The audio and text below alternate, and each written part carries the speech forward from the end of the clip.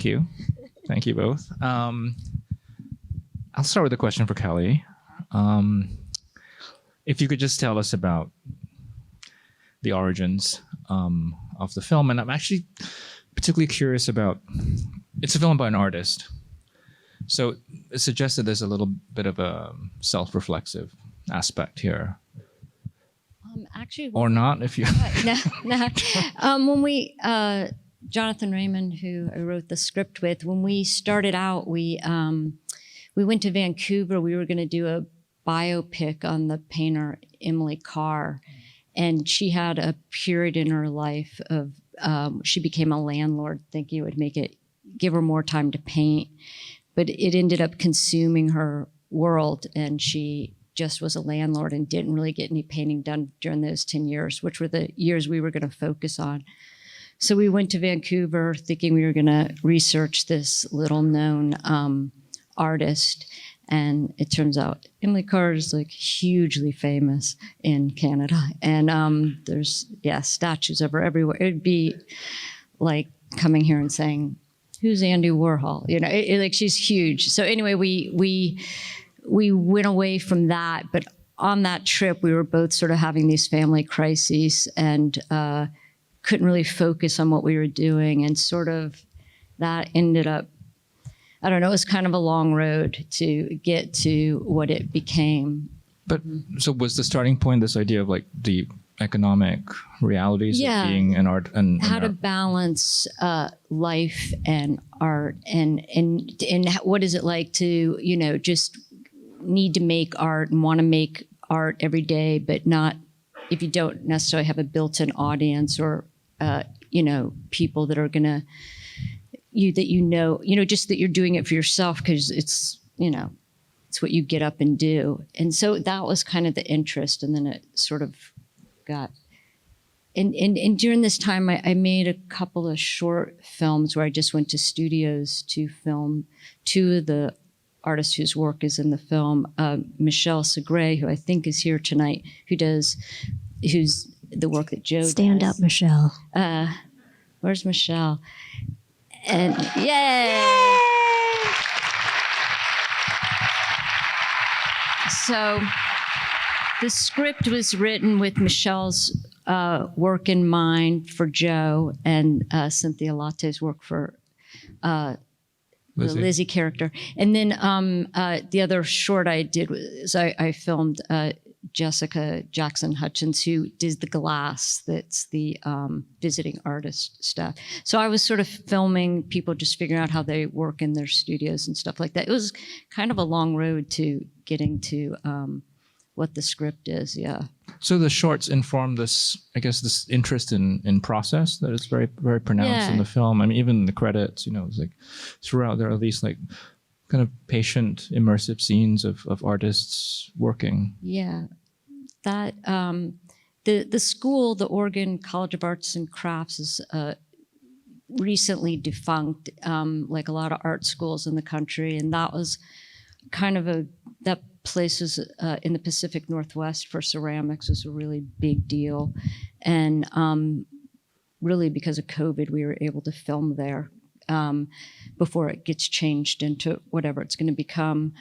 But and a lot of people we knew were involved with that school. And so I think that all those things, I mean, it's kind of hard to remember the exact, but we became closer to our own world. Like that street we shot on with the, where Joe rolls the tire and where the apartments are. Those apartments are we've had a lot of friends that have lived there. I've lived in one of those apartments before, and so it kind of got built very closely around our world, yeah.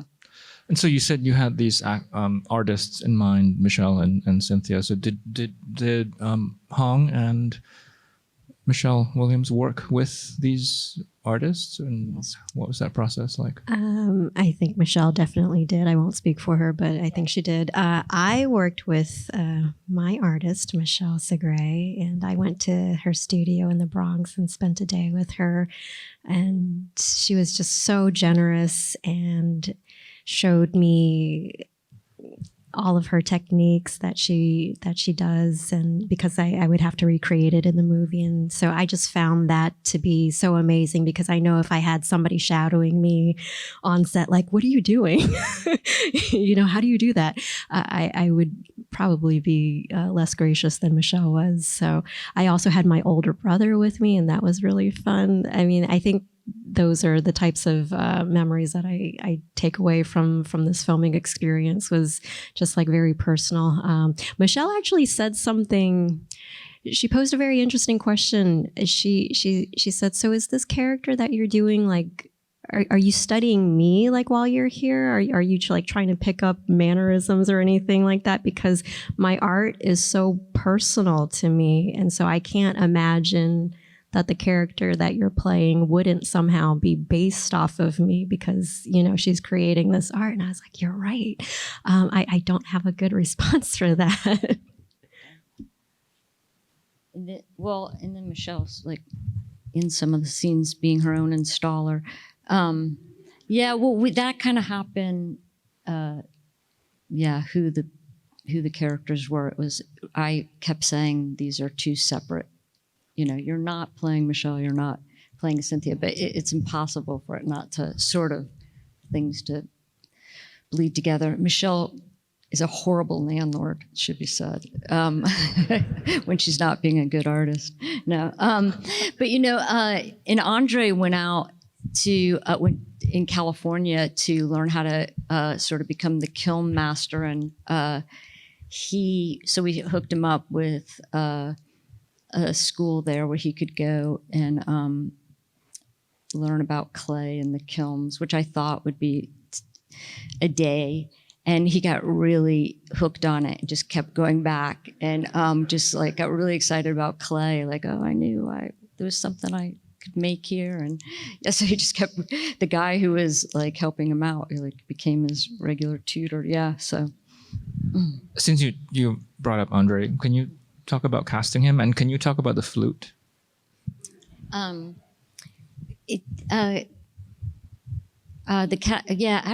casting thing is weird. I don't know how I had his picture amongst pictures, and in some photo or whatever, not from a film, but anyway, I thought he just sort of came into my mind as starting to think of him as is Eric the kiln guy.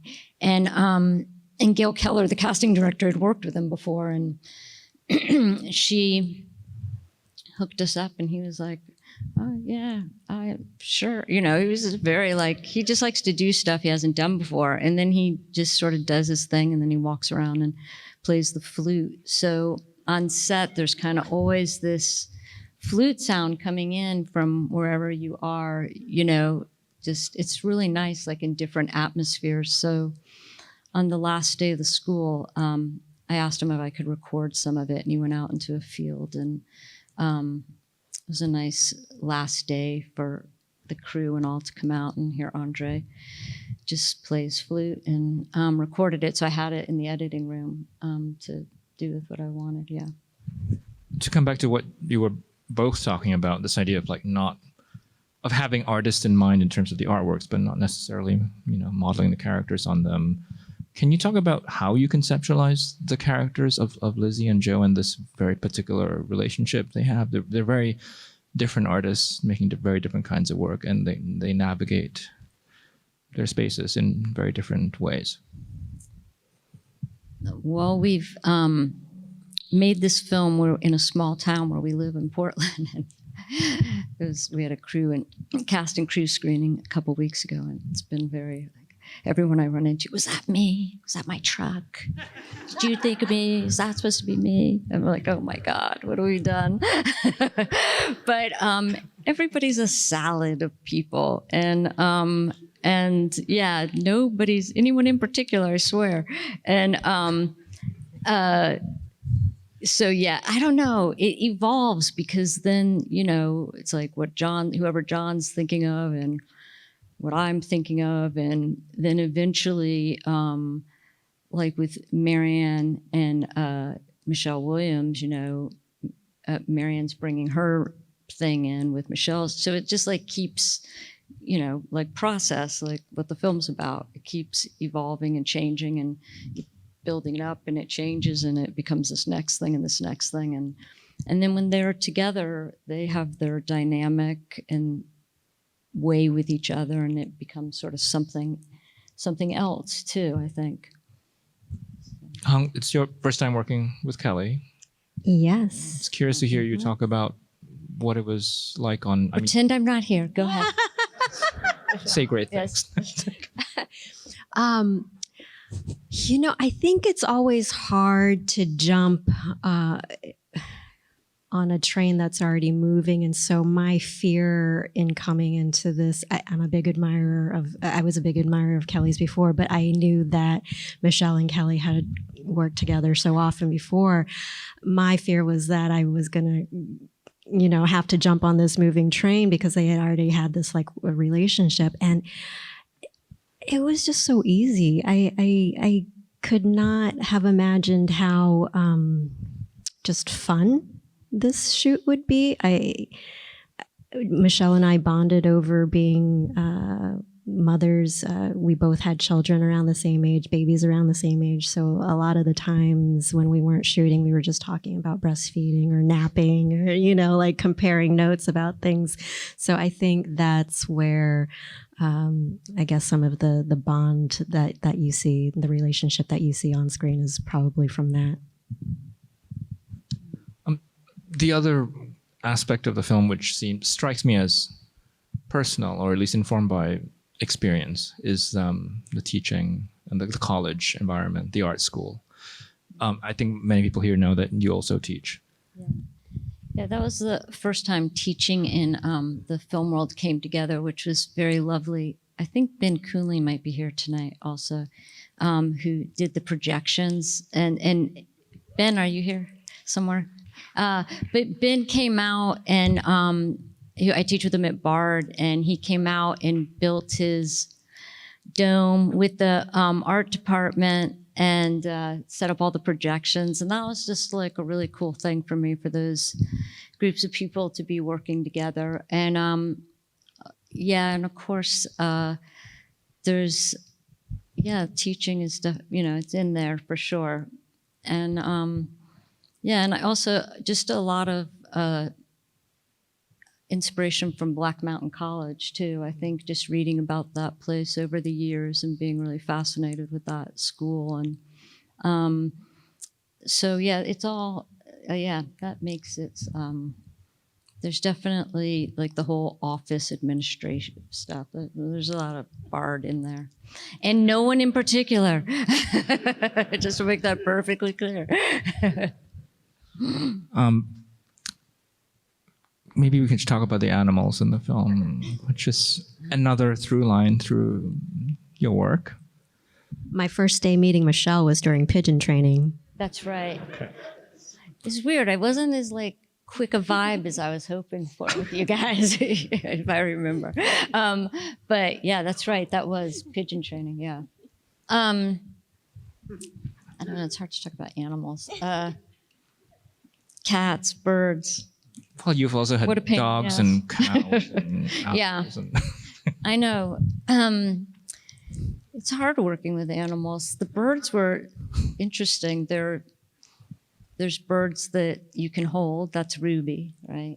And that you can wrap. And then there's a bird that flies. And then there's a bird that lands. And then there are homing pigeons that you... So there are many birds. Well, Ruby's the main one, but there are different birds. But like that flying around, there's the flyer and the lander.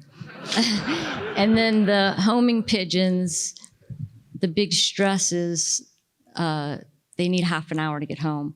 And it's before it gets dark. And so that was the, so I forget how many we had. We had like maybe 12 or 6. And anyway.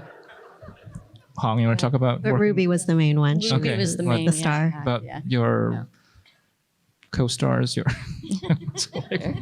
what's it like working with Ruby?